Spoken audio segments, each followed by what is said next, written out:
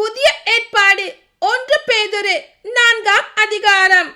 மாற்றம் பெற்ற வாழ்க்கை. எனவே கிறிஸ்து தம் ஊனுடலில் துன்புற்றார். அப்பொழுது அவர் கொண்டிருந்த மனநிலையை நீங்களும் படைக்கலமாக பூண்டு கொள்ளுங்கள். ஊனுடலின் துன்புறுவோர் பாவத்தை விட்டு விடுகின்றனர்.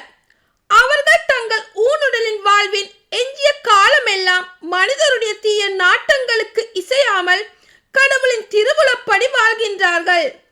பிற இனத்தார் செய்ய விரும்புவது எல்லாம் நீங்கள் கடந்த காலத்தில் செய்து வந்தது போதும். அப்பொழுது நீங்கள் காமவெறி, இச்சை, மதுமயக்கம், களியாட்டம், குடிவெறி, வெறுப்புக்குரிய சிலை வழிபாடு ஆகியவற்றில் காலத்தை கழித்தீர்கள். இப்போதோ நீங்கள் அவர்களோடு சேர்ந்து அத்தகைய தாறுமாறான வழிகளில் நடப்பதில்லை. இதை அவர்கள் கண்டு வியப்படைகிறார்கள். இதனால் உங்களை பழிக்கிறார்கள். ஆனால் உயிருள்ளோருக்கும் இறந்தோருக்கும் தீர்ப்பளிக்க ஆயத்தமாய் இருப்பவருக்கு அவர்கள் கணக்கு கொடுப்பார்கள். இறந்தோர் ஊனுடலில் மனிதருக்குரிய தீர்ப்பு பெறுவர், ஆவியில் கடவுளுக்குரிய வாழ்வு பெறுவர். இதற்காகவே இறந்தோருக்கும் நற்செய்தி அறிவிக்கப்பட்டது. அருள் கொடைகளின் பொறுப்பாளர்கள். எல்லாவற்றிற்கும் முடிவு நெருங்கி விட்டது. எனவே இறைவனிடம் வேண்டுதல் செய்யுமாறு கட்டுப்பாடோடும் அறிவு தெளிவோடும் இருங்கள். எல்லாவற்றுக்கும் மேலாக ஒருவருக்கொருவர் ஆழ்ந்த அன்பு காட்டுங்கள். ஏனெனில் அன்பு திரளான பாவங்களையும் போக்கும். முணுமுணுக்காமல் ஒருவருக்கொருவர் விருந்தோம்புங்கள். நீங்கள் கடவுளுடைய பல்வகை அருள் கொடைகளில் சீரிய பொறுப்பாளர்கள். எனவே உங்களுள் ஒவ்வொருவரும் தாம் பெற்றுக்கொண்ட அருள் கொடையை பயன்படுத்தி ஒவ்வொருவரும் பணிபுரியுங்கள். ஒருவர் பேசும் கொடையை பெற்றிருந்தால் அவரது பேச்சு கடவுளுடைய வார்த்தைகளை போல் இருக்கட்டும். ஒருவர் பணி செய்யும் கொடையை பெற்றிருந்தால் கடவுள் அருளும் ஆற்றலை பெற்றவர் போல் பணி செய்யட்டும். இவ்வாறு இயேசு கிறிஸ்துவின் வழியாக கடவுள் அனைத்திலும் பெருமை பெறுவார். அவருக்கே மாட்சியும் வல்லமையும் என்றென்றும் உரித்தாகுக. ஆமென். துன்புறுத்தப்படுவோருக்கு அறிவுரை.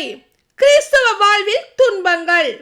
அன்புக்குரியவர்களே, துன்பத்தீயில் நீங்கள் சோதிக்கப்படும் போது ஏதோ எதிர்பாராதது நேர்ந்து விட்டதென வியக்காதீர்கள். மாறாக கிறிஸ்துவின் துன்பங்களில் நீங்கள் இத்துணை பங்கு கொள்கிறீர்கள் என எண்ணி மகிழுங்கள். அப்பொழுது கிறிஸ்துவின் மாட்சி வெளிப்படும் வேளையில் இன்னும் மகிழ்ந்து பேருவகை கொள்வீர்கள். கிறிஸ்துவின் பொருட்டு பிறர் உங்கள் மீது வசை கூறும் போது நீங்கள் பேறு பெற்றவர்கள். ஏனெனில் கடவுளின் மாட்சி மிக்க தூய ஆவி உங்கள் மேல் தங்கும். ஆனால் உங்களுக்கு வரும் துன்பங்கள் நீங்கள் கொலைஞராகவோ, திருடராகவோ, தீமை செய்பவராகவோ, பிறர் காரியங்கள் தலை இடுபவராகவோ இருப்பதால் வந்தவையாய் இருக்கக்கூடாது. மாறாக நீங்கள் கிறிஸ்தவராய் இருப்பதால் துன்புற்றால் அதற்காக வெட்கப்படலாகாது. அந்த பெயரின் பொருட்டு கடவுளை போற்றி புகழுங்கள். ஏனெனில் தீர்ப்புக்கான காலம் கடவுளின் வீட்டார் இடத்தில் தொடங்கிவிட்டது. நம்மிடையே அது முதலில் தொடங்குகிறதென்றால் கடவுளின் நற்செய்தியை ஏற்காதவர்களின் முடிவு என்னவாகும்? நேர்மையாளரே மீட்கப்படுவது அரியதென்றால் இதை பற்றில்லாதோரும் பாவிகளும் தண்டனை பெறுவது திண்ணமன்றோ? ஆகவே கடவுளின் திருவுளப்படி துன்பப்படுகிறவர்கள் நன்மை செய்வதில் நிலைத்திருந்து படைத்தவரிடம் தங்களை ஒப்படைப்பார்களாக. அவர் நம்பத்தக்கவர். ஆமென்.